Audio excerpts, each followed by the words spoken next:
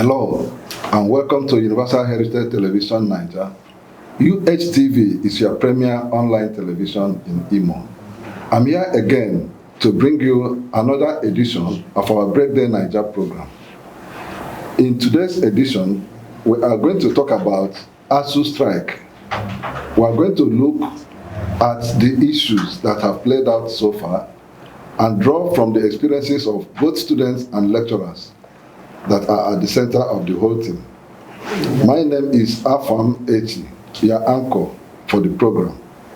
Remember to like our Facebook page at the end of the program, as well as subscribe to our channel. I have three guests today to discuss these issues. Mr. Christian Abunono is a regular on this program and is the PRO of Imo Political Academic Forum. Mr. Abunono, you are welcome. Thank you. I also have two student union leaders. First is Comrade Steve Obi Okoroji, a former SUG Director of Socials at Imo State University. He's a nance comrade. Okoroji, you are welcome. It's my pleasure. We are blessed today to have a Senate President. We have Senator Alfred Desinta Chinedu. She's not a senator of the Federal Republic of Nigeria, but a senator of Nigerian Association of Imo State, National Association of Imo State Students. Desinta, you are welcome. Thank you. Asuu strike, that is the issue at stake in the Nigerian politics or Nigerian political economy, whichever way you put it. Asuu strike has been on for 7 months right now. Since February, various negotiations have taken place at various levels. The government is insisting that they have done what they're supposed to do. Asuu is claiming they have not done so much. Now, let me get back to you, Comrade Steve. Yeah. What is it like enjoying 7 months strike, being at home? What are your experiences like? First of all, it's nothing to enjoy about. It's nothing to enjoy, especially for one who is in his or her final year, that is supposed to be called a graduate by now. I believe since then till now, most of us should be rounding off our NYSC, school, defense and what have you, but we're still at home. So basically, what I feel the only thing, the little I can feel that a student can get from this stay at home is the fact that it is a time to reflect, sober reflection for every student. What is life after education? What is life after school? And this is a time when students should know and see the importance of having a skill. Because if we're blessed with, if we all have our skills, then it wouldn't be so much down on us, especially those that are still depending on their parents for survival. So basically, there's nothing to enjoy except you have a skill, you have a work, or you're doing something to sustain with. That is it. Okay. Jacinta, you're a leader of the students group. What is the greatest challenge students complain about in sitting at home? Thank you. A lot. Students complain a lot, number one. Some of us that are in school, because I'm still a student, I'm in my final year, my final semester before this strike. Students oftentimes complain of some of them are not meant to be here by now. Some of us that are supposed to graduate are not graduating, and some of us that are supposed to be in NYSC, and some of us are clocking 30, and you know that 30 years is the minimum year that will take you to NYSC, and some of them now seeing it that when they are coming back to school, they are almost exceeding the NYSC time, and is really something that is worrisome, and students complain about it a lot. And again, students complaining of their parents not being able to give them, because when you are in school, parents can easily give you some little stipend, but now parents cannot afford to give their children who are sitting at home. And you know, this strike, before they call the indefinite strike, everybody were like, waiting to hear the Asuu to call off the strike every now and then, and that never even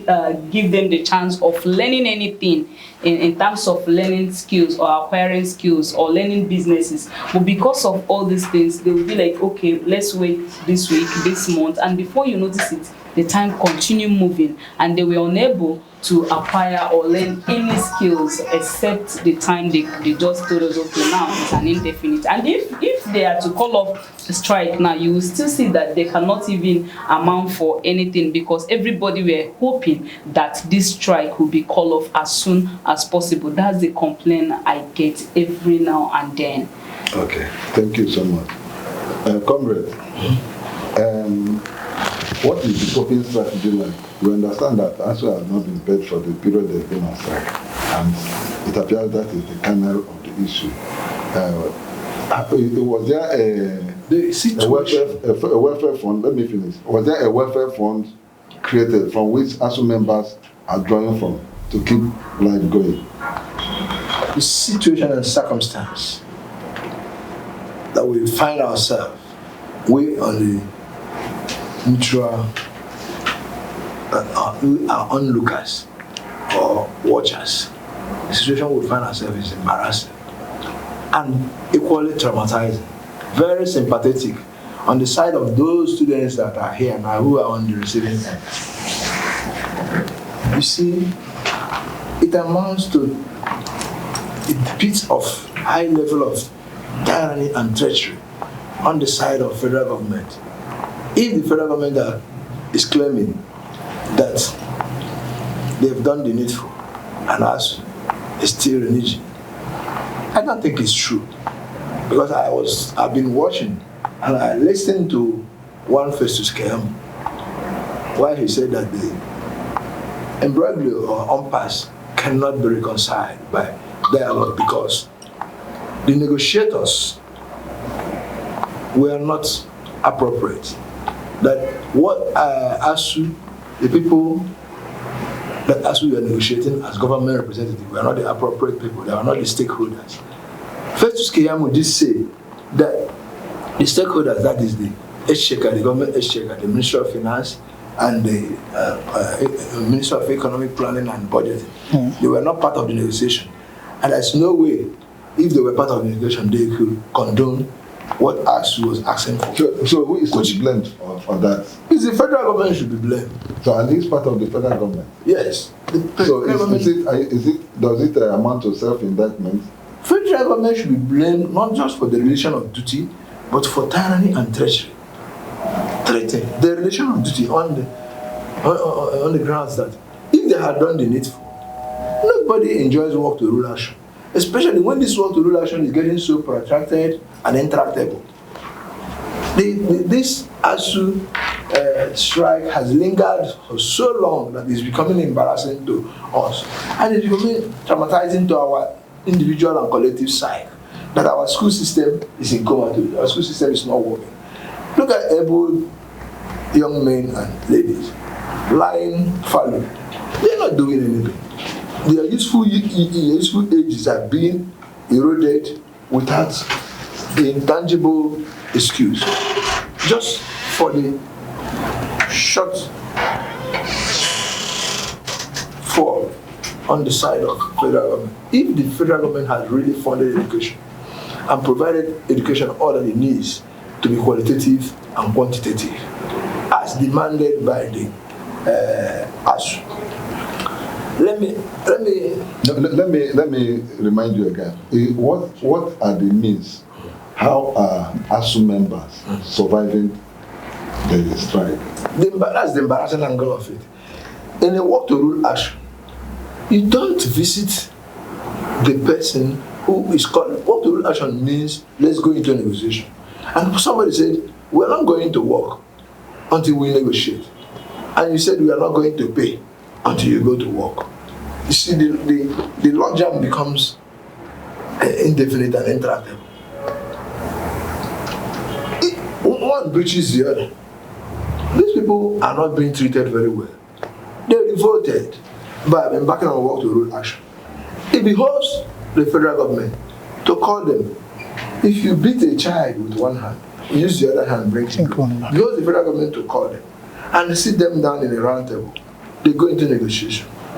Negotiation is very important in every aspect of our life because everything in this life is negotiable except the 10 commandments. We negotiate everything in this life. There is nothing that's not negotiable except 10 commandments. Let me halt you there and get back to the students. We have received the reports that some students have been exposed to some risk and which has led to loss of lives. Do you have any such experience, Steve? Yes, I lost a student from Imo State University. Because of the Asuu strike, he went into oil bunkering from the Onhajebema region and was part of the explosion that happened at Onhajebema. And this is a 300 level student that should be in his 400 level and should be rounding off his academics. And he's also a prince of his community. So probably we've lost someone that should rule his community in the future. So we've also lost some in actions like those that have been traveling, those that have been going to work, and the rest of them. So we keep losing students. And to add to what he said, there was this young guy that died during the time of Omoma shooting of whatever they call it, Ebubago, and the clash that they had. And the young man just gained admission, which I know his sister that is currently schooling at Nekede. And the girl, she cried bitterly because the young guy just went home from Nekede down to Olo only for the young guy to go shot, all because of strike. Because had it been there was no strike, he would have been in Imsu schooling and attending lectures. He wouldn't have traveled to the village and now meet his own untimely death. It's quite unfortunate. Very, very unfortunate. Very sad indeed. And these are the ugly aspects of the whole incident. How did it come to you, comrade? You can imagine the amount of humongous losses and the huge amount of waste of human resources and human capital at the same time. We lost human beings, potential staff, potential professionals in the making. We lost them. And that loss is forever. It's irredeemable and irreparable loss. So it's quite unbearable. It's quite unbearable and unacceptable to me. There's something really has to be done decisively. Okay, Comrade Steve. So, at the point in the strike, the federal government advised students and their parents to take Asuu to court to sue Asuu. What was your reaction when you heard that? Yes, it is quite engaging, but we know this is between Asuu and the government. Students on their part are doing the best they can. And yesterday, the NANS and Southwest had the protest at the Murtala International Airport. Today it's happening at the Nigerian Port Authorities. So you can see that students are not relaxing towards this. Students are out there in the field trying to do their best and make sure that students return back to. So it's a right one, it's a good development though, but what parents can do is to back up the Asuu and not take them. It is not in their jurisdiction to take them to court. Yeah, and again, when I heard that, I even said that students should stand up and go and sue the federal government because that is the right thing we should do. They are owning us. They are our parents. Some of them were in the school in the 80s, in the 70s, and they went through free education without anybody mandating their parents to go and sue us. They should be the one who should sue the federal government. I'm of opinion, and even I shouted and said it to the top of my voice, that federal government should be what students and their parents should sue, because they are the one bridging the contract, not Asuu here. So every now and then I stand to support the Asuu because I know without Asuu, all our university would have been in shambles. Just take a look at our primary schools, our secondary school, government secondary school. You will see that it's nothing to write home about. If not because of Asuu, I don't think that federal government would have engaged at least the little they have engaged through the third point, they would have left everything in shambles, and they want us to go and be the highest bidder in the hands of private school or travel outside, while their children are there schooling and they don't even want to care about us. They don't want to care about anything that concerns the poor masses. All they care about is their own interest and nothing more. So I believe that parents should stand with the students and sue the federal government, because they are the ones bridging the contracts here. Okay, let me still dwell with you at the same time. You mentioned, Steve mentioned about certain protest action that happened in Lagos on Monday, and the one that is still ongoing, I think maybe today at Abuja also. Yeah. Now, around here in the southeast, there doesn't appear to be any action. Is it to say what is happening in Abuja and Lagos is covering this area? No, 26th May, we were on the streets of this Owerri. We protested, we shouted, we called on the federal government, which we know that some of these stations carried it. We call on them to make sure that they reach the agreement which they had with Asuu since 2009, and which they continuously sitting on. And instead of them map out what Asuu were requesting, they would just gallivanting upon it, even when they would go as far as buying cars for another neighboring country without minding the hope of the common man, of the common student in their own country. So we were on the street on the 26th of May. We protested heavily, and we thought that time they would have heard us, but yet we will not relent, because this time around we will mobilize heavily, and every student from where they are will come out as long as you are here in this state. In addition to what you said, sir, the leadership of NANS, led by Comrade Usman Parambu, has given a timetable for every zone for their protests. Like you asked about Southeast under Zone F will be having their own protests on Wednesday, 5th to 6th of October. So there's been a timetable for every zone for their protests. So because why they are protesting in Abuja is not just the zone. We, the NANS comrades, will go over there and protest with them. It's a union, a unity. Okay, you move to support them. So why it's a collective effort, yeah. So why we are planning ours on the 5th to 6th of October, other zones are coming down to south, to support. So that is why. And NANS just had their new leadership, so we should know that the former leadership, the former president Asefon really engaged his time to make sure that this Asuu strike was called off. Yeah. But he couldn't just do it alone before he were able to hand over to the new leadership of NANS, which I believe with them, the voice of students, and us, the voice of the students. Oh, they heard. Okay, outside outside the protest actions you are embarking, are there specific suggestions, contributions, or opinions you have made either to Asuu or to federal government to end the strike action, coming from now, the students union? Yes, so many of them. We've even gone as far as engaging the Minister of Labour. NANS have met with the minister.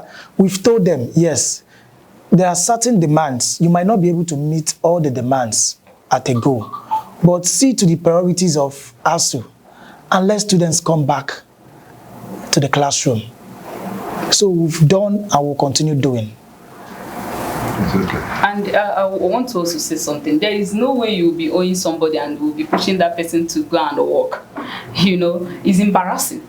You are owing me the ones I have worked, and because of you couldn't be able to come up with the agreement that we had, and we'll call you to come, let's dialogue, and you still want me to go back to work without paying me the arrears, the salaries that you are owing me, and they're trying to tell me that I must. They should know that these Asuu people, they are humans, and they are parents, and their children are schooling. They should try to understand that them that are working. For me, I do say, on my own opinion, if I should be in a government, all these house, all these reps or whatever, they should not be any more than Asuu. They should not be any more than lecturers. And yet they are earning, but the little that they are giving them, they cannot even bring it out. You and these people had an agreement. Yet what is keeping you? What is keeping them? What is keeping them if not for greediness? If not that they don't call education anything, if not because they have the money to send their children abroad, what is keeping them to liaise with Asuu? I didn't see anything keeping them. They should at least pay them, because I know that what is holding them now is the agreement that they should pay them from March down to this time, which federal government is now trying to tell them that they should start working without paying. Don't they know that these Asuu people, if they come back to the classroom, they will still make up all the lost time, all the semesters, and they will make sure that they cover it within a short period of time. Then who will pay them with that? Or do they want them to start as they demand, the fresh section, and leaving us to be there? Yeah, but the federal government is insisting that it is a labor law, a labor rule, that when a worker is not at work, has not performed, it doesn't justify being paid. Well, I think that is where the problem of Asuu and the federal government is hinged on centrally, basically right now. So let us see how it's going to be resolved. I come to you, Comrade Abunono. Our senator here said that the legislators and all the big wigs in the government, they are not supposed to earn higher than lecturers. It's so pathetic. Do you agree with that? That's where I'm coming. It's so pathetic that the education sector is not prioritized in this country. And that's why every government found themselves indulging in gross negligence. If you know the genesis of this Asuu and FGN misunderstanding since 2009, Asuu, think tanks of Asuu were consulted to recommend to federal government what would be a lasting solution to this imbroglio. And they did. Part of the recommendation was not sought to the creation of what they call debt fund. But the debt fund also became another conduit of siphoning money, not really directed to what it was meant for. At the behest of federal government, Asuu recommended debt fund and gave them guidelines. Debt fund was supposed to be a consolidated fund from which funding of education will be drawn. And this funding of education should translate in the welfare of the staff, that is the academic staff and non-academic staff, manning the universities and tertiary institutions. It should not only translate to block work, which when you go to universities, you can see many university campuses dotted with debt fund projects, block work. Most of those block workers are not even equipped. There it ends. They just retire those funds using those block work. They forgot the other aspect, welfare, improve salary and workers' condition. Those areas were neglected, which amounts to negligence on the side of the federal government since 2009. And when they are bringing up the cumulative bill, it's becoming like an debt overhang on the neck of federal government. That's why they are finding it unreasonable, the demands of Asuu. It becomes very huge for them. Very huge for them. Whereas if they had done what they're supposed to do, releasing the funds a little bit. This is to be released in tranches. Yes. And not allowing corruption to sweep away the fund. There wouldn't have been this. There wouldn't have been this. Because they have no respect for that sector. They have no priority for that sector. They prioritize, like the young lady has said, buying SUV vehicles for a neighboring country, constructing railroad to Niger, and building refineries in Niger. That's what federal government is prioritizing.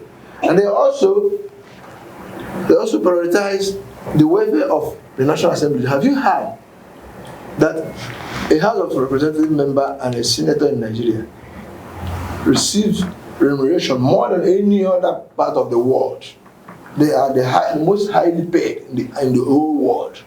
So Nigeria is running the most prohibitive brand of presidential system, not just democracy. Let's talk about democracy is the new word of it, but we're talking about presidential system. Our Nigerian presidential system, we said it was a copy from America, but I said no, it was a parody of the presidential system America is running. Their own is not as prohibited as ours. There are duplicity of legislative duties. Duplicity in a way that it became more expensive. If it was the way Americans meant it. We should have state senates. We should also have state House of Reps member. Just to have it at the National Assembly. Yeah? If that is done, will it not be more expensive? Where Yes, we are talking about it. No, it won't. If we have... Where there is true federalism, it will not. I say it's good where there is true federalism. Because the federating states will be autonomous. And will generate what they will pay. And they will negotiate. And they will negotiate. Yeah, but this one, it is the National Assembly that does the whole thing. Yes, because they provide, they make their salaries. Yes, and they dictate whatever they want them to legislate there. That is why you see, it appears that our legislative arm is like a toothless bulldog. They are really not really imparting our so-called nascent democracy. We are not feeling the impact of the legislative arm because they are stooges to the executive. Because the financial autonomy had been hamstrung by the executive. They don't have financial autonomy. The executive has the dishes out money, even at state level. It trickles down to state level. The executive arm dishes out money. That's why the governor can control impeachment in the House of Assembly at random. He removes and appoints whoever he wants to be the speaker. The same thing is playing out at the federal level. And all these things go around as vicious circle. Look at the young lady has recognized how deprioritized education sector is, to the extent that you have elevated the role of legislators far more than human resource developers like academic, which is wrong. It's a misnomer. All these things are the reverberation of reverberating effect of what we are just seeing as long jam going on now. Yeah, let me go back to the students. Steve, the federal government is saying that they lack the capacity to meet Asuu demands, that they don't have the funds. Do you agree with them? I do not agree. I think what they lack is the idea and the positive input in education. Do you know how much Nigeria gives to other countries like Ghana, Niger? Not even Niger. Niger is not very okay. I'm talking of education. When it comes to education, Cyprus, the UK, Canada, and the rest of them. If you check this money, they are running in billions of dollars. Education is now an industry. So if you check how much Nigeria spend in Ghana alone, Canada used to come to Nigeria for education. We now go to Ghana because they have the best of universities in Africa. So you can't be talking about not having the funds where you're funding other countries, where our legislatures are earning so big. So you can't be talking, education should be the priority of every nation. Every nation. Now they should look at it this way, productivity-wise. Why we still bring in foreigners, expatriates to come and build and have structures in Nigeria? If we invest in education, there wouldn't be need for that, because our students that are well equipped and well knowledgeable would be the ones to do this job. The way of security threat will reduce, because anybody that is informed, students it is from us. When we get out of school, we now become security threats if not well informed. Yes, so it will reduce security. So education will do a lot to this country. It will reduce security, it will build infrastructure. It will reduce insecurity. It will reduce insecurity, improve infrastructure and revenue as well. Because when it is okay, other neighboring countries can come in and then school in Nigeria. I remember those days, my lecturer would tell me that they used to have visiting lecturers from UK, from London, that comes to teach, and Nigeria paid them. You see lecturers applying to teach in Nigerian universities, but it's not so anymore. Yeah, there was a time Ghanaians, Indians were in this country. Yes. You know, and there were so many. They were teaching. Even in government college, then my father would tell me that they had a teacher that was an Indian. Yes, there were so many of them. Point.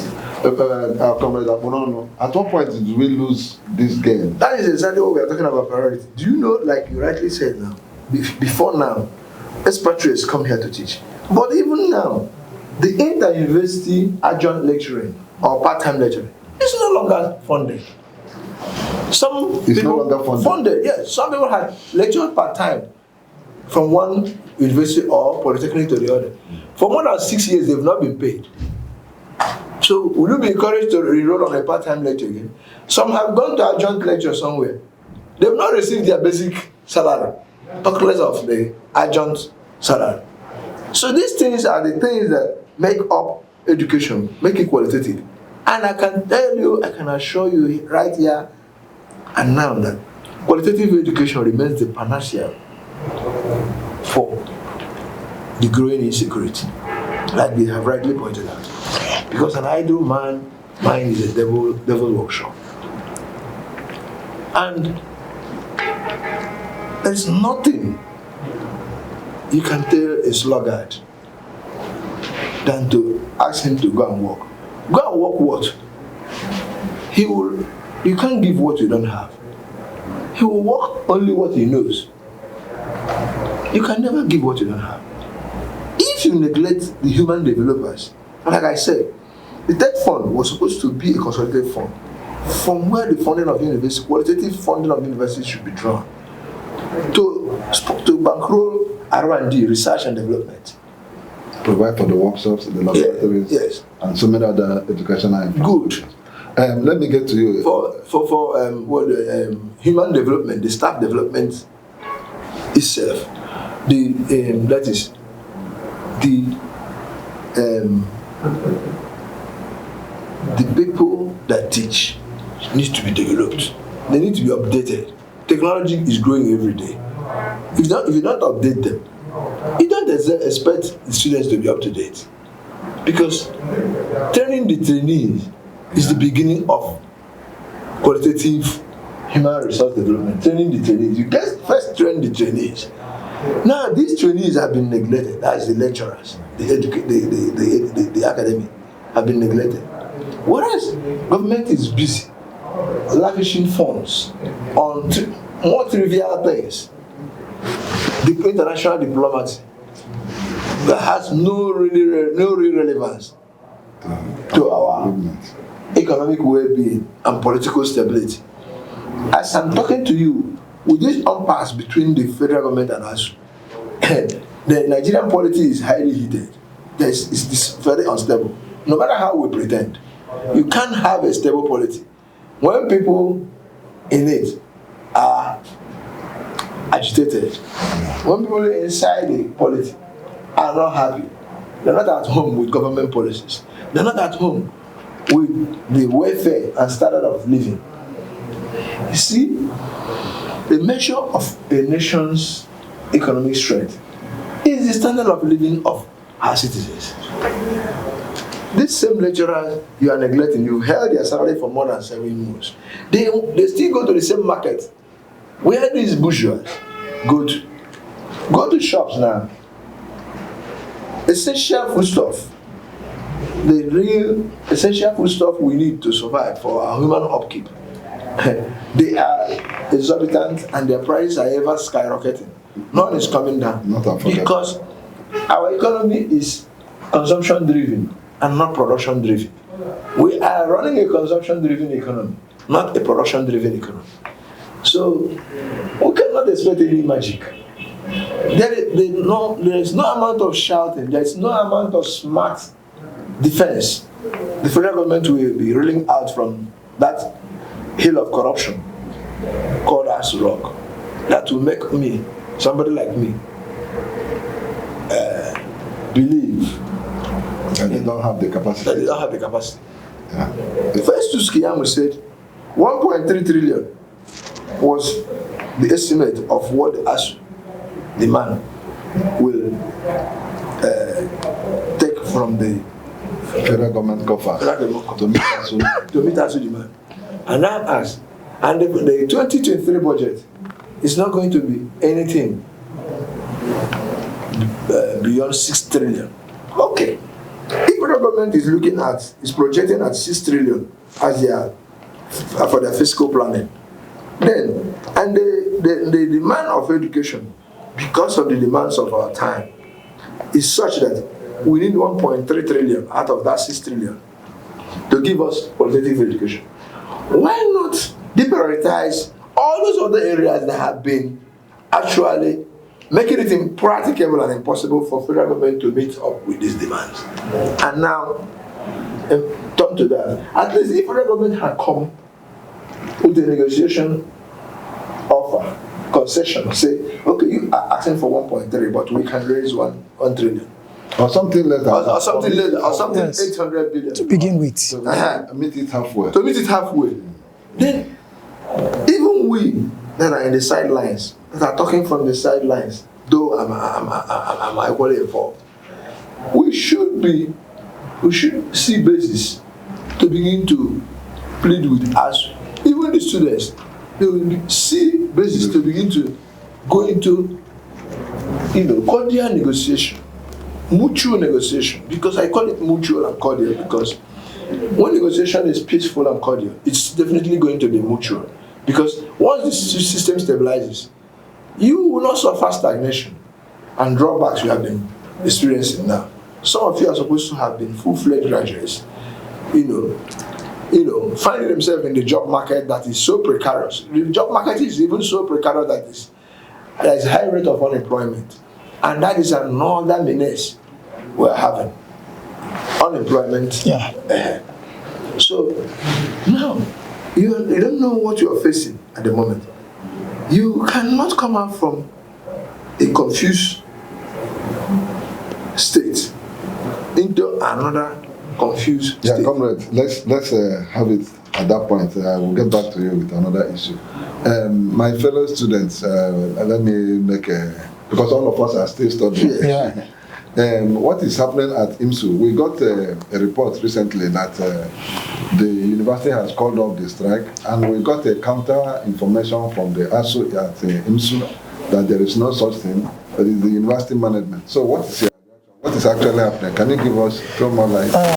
I think there is a state government, there is a university management, and there are lecturers and professors who are under Asuu. On the part of the state government, they have reasons, being it that Imo State University lecturers have been receiving their salaries up to date, irrespective of the strike, and on the basis that it is the only state university in the southeast that has been paid workers up to date, and also that Asuu that is up to 11 months have pulled out and have started academic activities. So on the part of the government, it is reasonable for them to think towards that direction. Then on the part of the management, who is the management? Who are the management? These are people that are working directly under the government. The governor employs or the vice chancellor, principal officers. These principal officers are not lecturers. When I mean lecturers, I mean classroom lecturers. The vice chancellor cannot come to the classroom and teach. The registrar, the bursar, the PRO. So these are just management of the university. So they act directly under the instructions of the state government, who they work under. So, but Asuu is saying no. First, because the union, and in the union, you join the struggle. Even when it is a bit better for you, it remains a struggle. So, this is what they should dialogue over. But I think it will be very difficult because Imo State University needs Asuu this time around, and they lost. Because if you look inside the structure of Imo State University, you will see that we, among other state universities in Southeast, we are lacking in terms of infrastructure, in terms of students' welfare, and the rest of them. Go to University of Port Harcourt, see structures. There is no standing structure that is not worn out except that of Third Fund. So if they pull out of Asuu, if you're asking them to pull out of Asuu and resume, what becomes of their fate? I didn't get you. You said Imo State University needs, IMSU needs Asuu. Yes. Okay. Now, it's a union. Yes. It's a cost. Yeah, you made comparison with the University of Port Harcourt. Yes. That's a federal university. No. Uniport, River State University. Okay. River State University. Okay. River State University. River State University of Science and Technology. RS. Now, look at structures. Go to Ebonyi. Look at structures. Come Imo State University, there are no structures. When you see 2 to 3 departments fighting for to have lecture in a particular class, not every faculty have their own faculty building. So they really need Asuu. Now, there are also internal problems in Imo State University, which I may not want to go in since I'm not part of the management, which includes, part of which includes the fact that staff lecturers have not been promoted for certain years now.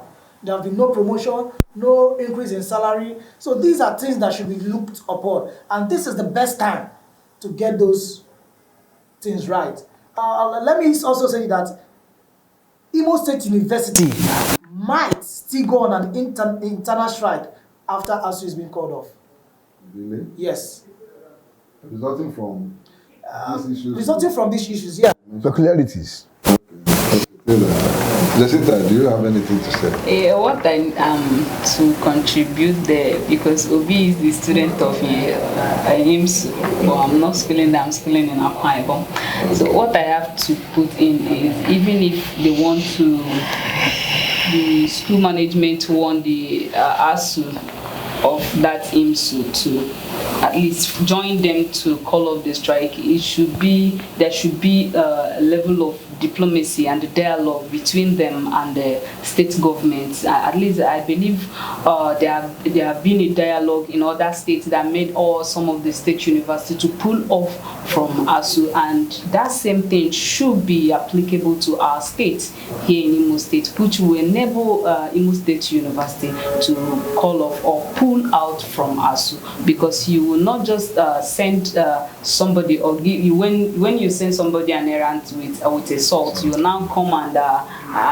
cause rent to fall on it. So it's not really proper. The best thing the government of the state need to do is to dialogue with the Asuu and the management of. Now, if I get you right, are you encouraging Asuu to pull out of the national strike, just like so many other state universities have pulled out? Would that not weaken Asuu at the center? What I'm trying to say in essence, I said there must be a level of dialogue with diplomacy in it that made those people to pull off, that made them to be independent of their own without involving themselves with Asuu. So if IMSU pull off, that doesn't mean that Asuu is not strong. Asuu is not strong any longer. They are still strong. After all, that's the most important voice from lecturers that we know. Even if they are two, they will still give their voice. Okay, let me add to the question you asked her. These people are first parents, family men and women, before being lecturers. So they understand what it means for students to be at home. So most of these lecturers have their children schooling in these universities. So they know better. We might not know what they are facing. It is we who wears the shoes know where it pains him. So they know better, to their interest and to the interest of the students, if they are to pull out and resume school activities or to remain with Asuu. So like she said, it is in the best interest of both the state government and the Asuu IMSU chapter to negotiate and dialogue on the way forward. Yes, sir. Comrade, I'm going to fire the last question. As it appears, it looks like Asuu is the only trade union in the country that is standing up to the federal government to make demands of what it needs. All other trade unions appear to have chickened out or cowed out, and we're not hearing so much from them except Asuu that has remained adamant. Okay. So what do you think is their staying power? What is the secret? The spirit of unionism, as far as I'm concerned, leans so much on the dividend of solidarity that accrues to it. The dividends of the solidarity that accrues to the spirit of unionism. In the spirit of unionism, the general perception is that no one is an island. That's one, notwithstanding the proprietary. What I mean by proprietary? The proprietary of state universities are the state governments. The proprietary of federal universities is the federal government. Is the federal government. So if the federal government, as the proprietary of federal university, cannot resolve amicably with us as a national body, as a national union, umbrella body, it will only leave a wrong precedence for the state proprietaries. That's why you're having this problem. Like he rightly said, there's a fundamental point. This Imo State and some other states have been generous enough to be paying their staff even while they're on this strike. Basis of which they can say, the CPA say, let's call off the strike, or let's. That is fair enough. Let's be considerate. They've been fair enough because they've been receiving remuneration and they've been sustaining. But this federal government drastic stand is so drastic and draconian that you can't owe somebody and then go back to work on empty belly. How can somebody go back to work on empty belly? What composure will he use to work? How do you expect him to be productive when it's not composed? So these are things we look at. They make us, this sound, make us look somehow barbaric the way our system is being operated here. Okay, here we're going to round up the program. We have to be civilized to an extent and be realistic. It's okay. We'll but so sorry, before you round off, let's just look at what are the demands of Asuu currently. Like, currently, what are the demands of Asuu? Asuu are not demanding much, because if you check, there are things that we'll put down here, what Asuu is demanding.